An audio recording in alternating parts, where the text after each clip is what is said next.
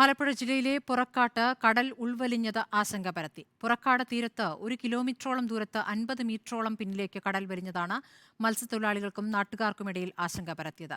കടലിൽ ചെളി കൂടിയതുകൊണ്ടുണ്ടായ താൽക്കാലിക പ്രതിഭാസമാണ് ഇതെന്നാണ് പരിചയസമ്പന്നരായ മത്സ്യത്തൊഴിലാളികൾ പറയുന്നത്.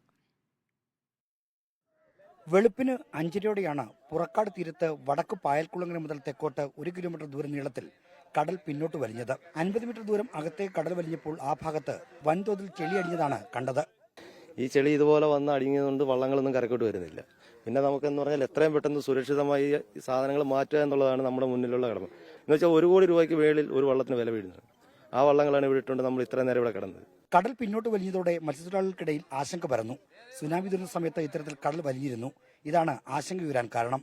കടൽക്ഷോഭ മുന്നറിയിപ്പായി കരുതി തീരത്ത് നങ്കൂരമിട്ട ബോട്ടുകളും വള്ളങ്ങളും പെട്ടെന്ന് തന്നെ മാറ്റിയാൽ വൻ നഷ്ടം ഒഴിവായി. സുനാമി ദുരന്തത്തിന് ശേഷമാണ് മത്സ്യത്തൊഴിലാളികൾ ഇത്തരം അവസ്ഥയുണ്ടാകുമ്പോൾ ആശങ്കപ്പെടുന്നത്.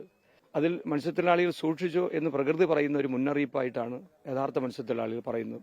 കടൽ പിൻവലിഞ്ഞതിനെ പറ്റി ഫിഷറീസ് വകുപ്പ് ശാസ്ത്രീയ പഠനം നടത്തും. ഇതിപ്പോൾ നമ്മൾ രാവിലെ 5:30ക്കാണ് ഇങ്ങനെ ഒരു സംഭവം ഉണ്ടായതായിട്ട് അറിഞ്ഞത്.